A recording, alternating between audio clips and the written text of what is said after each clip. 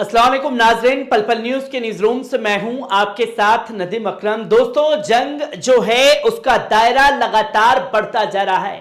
भले ही इजराइल की तरफ से मुंहजोरी में यह कह दिया हो कि हम 4 दिन के लिए युद्ध विराम करेंगे, पर रह रह करके इजराइल जो है गाजा के अंदर हमले कर रहा है, जिसका पलटवार तुरंत उसे मिल रहा है। तो वहीं यमन की तरफ से भी मैसेज दे दिया गया कि बेशक से यह युद्ध विराम गाजा और इजराइल के बीच हो रहा हो, यह युद्ध विराम हमसे नहीं हुआ है।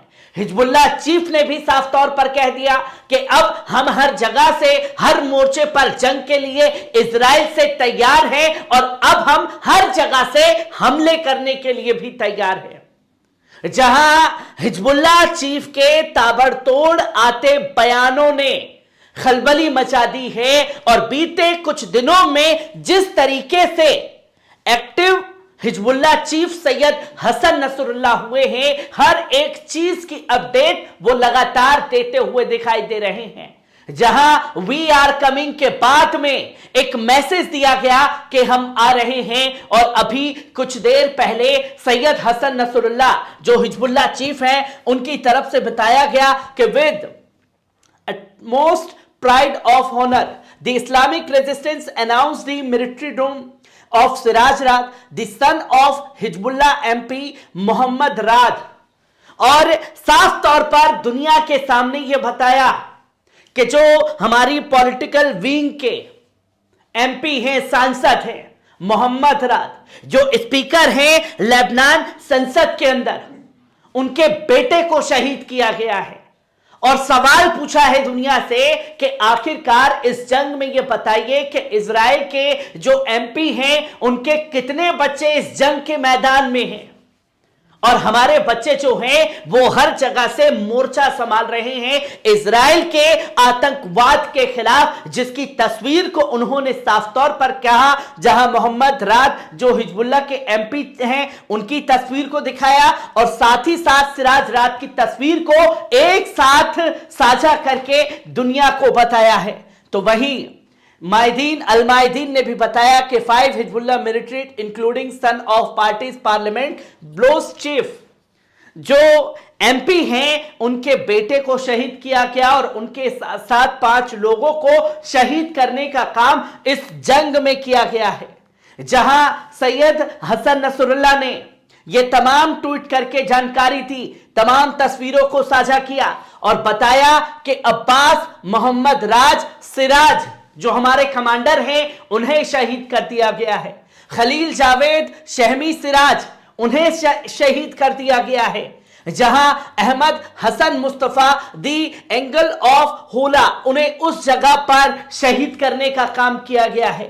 जहां मोहम्मद हसन अहमद सारी करबला के जगह पर उन्हें शहीद करने का काम किया गया है। ये तमाम तस्वीरें साझा करके हिजबुल्लाह चीफ ने यह बताया कि इस जंग में हमारे लोगों को शहीद किया गया है जो टॉप कमांडर थे।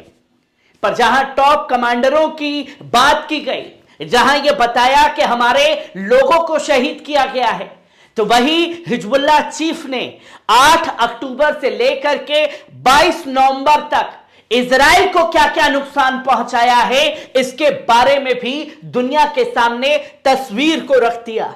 जहां सबसे पहले बात की जाए कि किस तरीके से तमाम सैनिकों को उनके ढेर करने का काम किया गया है, खुद हिजबुल्लाह चीफ ने इसकी जानकारी दी और बताया कि तकरीबन 8 अक्टूबर से लेकर के 22 नवंबर तक आप डेट देख सकते हैं कि हिजबुल्लाह ने ये 5 बड़ी चीजों को सामने रखा है। जहां सबसे पहले उन्होंने बताया कि अब तक 8 अक्टूबर से लेकर 22 नवंबर तक 354 इजरायली सैनिकों को ढेर करने का काम किया है। मतलब 90% जितने जवान गए, उन्हें ढेर करने का काम हिजबुल्लाह की तरफ से किया गया, जिसकी तस्वीर को साझा करके खुद हिजबुल्लाह चीफ ने बताया। और दूसरी जो चीज को उन्होंने बताया कि जेमिंग सिस्टम, जो नेटवर्क सिस्टम था खासतौर पर इजराइल का, उसे 21 नेटवर्क सिस्टम को उड़ा दिया गया है जो दुनिया भर से कनेक्ट करता है इजराइल को। 21 ऐसे टावरों को उड़ाने का काम हिजबुल्लाह द्वारा किया गया है। तो वही हिजबुल्लाह चीफ ने यह भी बताया कि इंटेलिजेंस सिस्टम जो मोसाद और आयरन डोम की तरह काम करता है, उसका इंटेलिजेंस सिस्टम, उसके 35 चीजों को ढेर करने का काम किया गया है। ऐसे 35 टावर को उन्होंने जमींदोज कर दिया है, पूरी तरीके से ठप कर दिया है। वहीं हिजबुल्लाह चीफ ने यह भी बताया कि जो लेबनान बॉर्डर से तकरीबन सटे हुए इलाके हैं इजराइल के, उधर से 70,000 से ज्यादा लोग पलायन कर चुके हैं, उस जगह को छोड़ करके जा चुके हैं। ये चीजें हिजबुल्लाह ने खुद साझा की और बताया। तो उन्होंने यह भी बताया कि मिलिट्री डिप्लोमेट्स जो बैराक्स बनाए हुए थे, जो सैन्य ठिकाने थे इजराइल के, वो 15 ठिकानों को 8 अक्टूबर से लेकर के अब तक ढेर करने का काम किया गया है, जो कि ये तमाम जानकारी सामने आई है कुछ देर पहले ही, तो आपके साथ साझा की।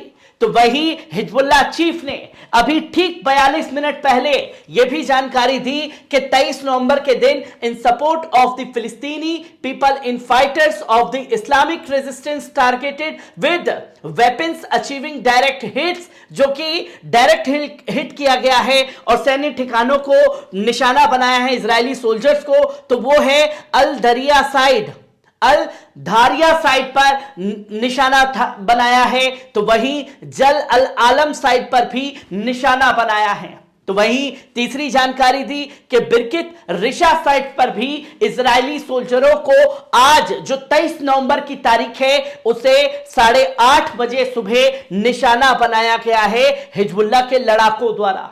तो वहीं हिजबुल्लाह चीफ ने दोबारा बताया कि and victory is not but from Allah the device in support of the steadfast Palestinian people. The Islamic resistance targeted 9 AM, जो 9 बजे के आसपास आज हमला किया गया 23 नवंबर को।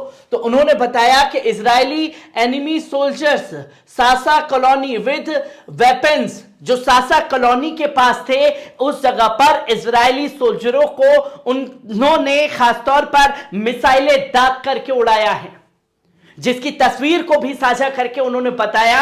और हर एक सेकंड की अब अपडेट हिजबुल्लाह चीफ द्वारा दी जा रही है। तो हिजबुल्लाह चीफ ने यह भी बताया कि meeting with the minister of doctor Hasan Amir Abdullah and assistant minister foreign affairs of Iran, the deputy Iranian ambassador Beirut, जो कि ईरान के फॉरेन मिनिस्टर हैं, और उनके इंटेलिजेंस विभाग के जो लोग हैं, कुछ देर पहले ही यह मुलाकात हिजबुल्लाह चीफ से हुई है, जिसकी तस्वीर को साझा करके उन्होंने ये तमाम जानकारियां दी हैं। और अब ये जंग कितनी खूंखार लेबनान बॉर्डर से होगी और हिजबुल्लाह किस तरीके से और अग्रेसिव होकर के इजराइल के ऊपर हमले करेगा, ये तस्वीर भी अब देखने वाली होगी। क्योंकि जंग के दौरान मैंने पहले ही कहा था कि यह जंग रुकने वाली नहीं है। नए नए मोर्चों पर यह जंग जो है अब बढ़ती जा रही है।